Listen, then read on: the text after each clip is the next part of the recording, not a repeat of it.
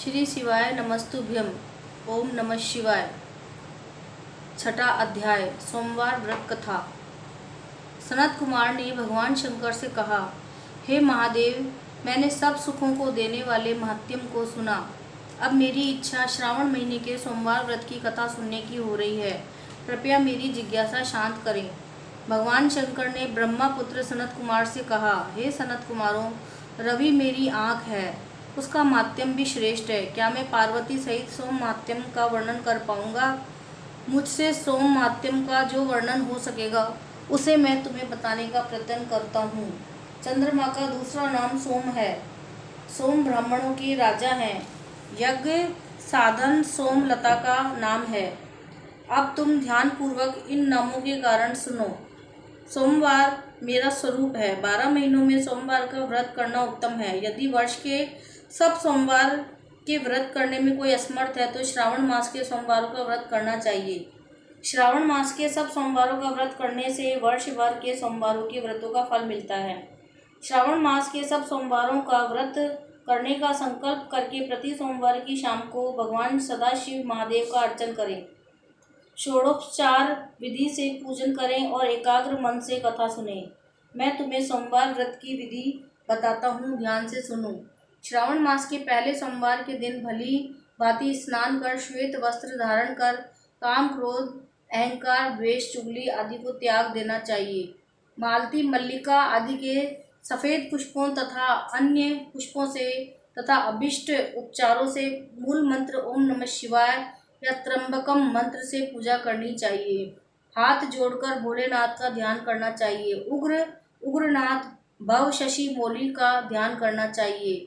देवेश का मनोहर उपचारों से अर्चन करें। इस व्रत के पुण्य फलों को तुम्हें बताता हूँ। सोमवार के दिन जो भक्त पार्वती सहित मेरी पूजा अर्चना करते हैं वे पुनरावृत्ति से रहित दुर्लभ लोक प्राप्त कर लेते हैं। इस महीने के नक्त व्रत के पुण्य को संक्षेप मात्र से कहता हूँ। देव तथा दानवों से 7 जन्म के अभेद्य पाप नक्त भोजन से नष्ट हो जाते हैं। इस उत्तम व्रत को उपवास रखकर करना चाहिए। इस व्रत के करने से पुत्र एवं धन दोनों की प्राप्ति होती है।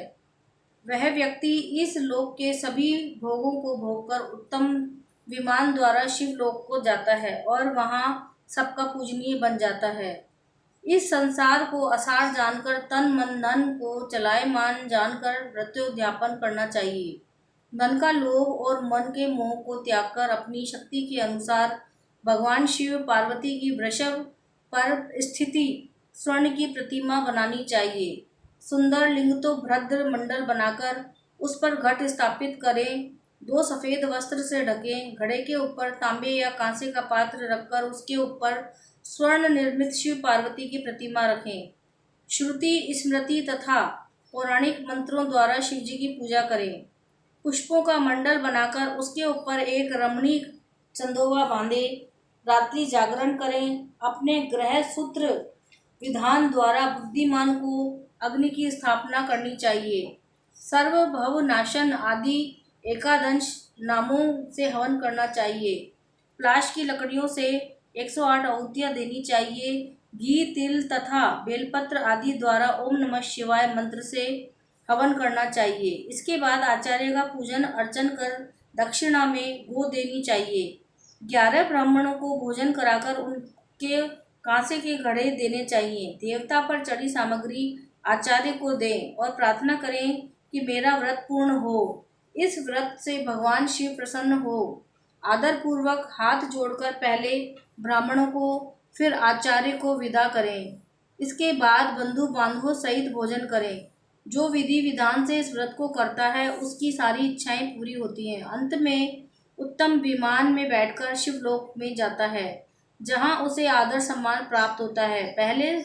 सबसे पहले सोमवार व्रत को भगवान वासुदेव ने किया था। सोमवार व्रत के माध्यम को जो प्राणी सुनेगा वह भी इस व्रत के फल का भागी होगा। श्री कृष्ण गोविंद हरे मुरारी, हे नाथ नारायण वासुदेवा। ओम नमः शिवाय। छठा अध्याय समाप्त।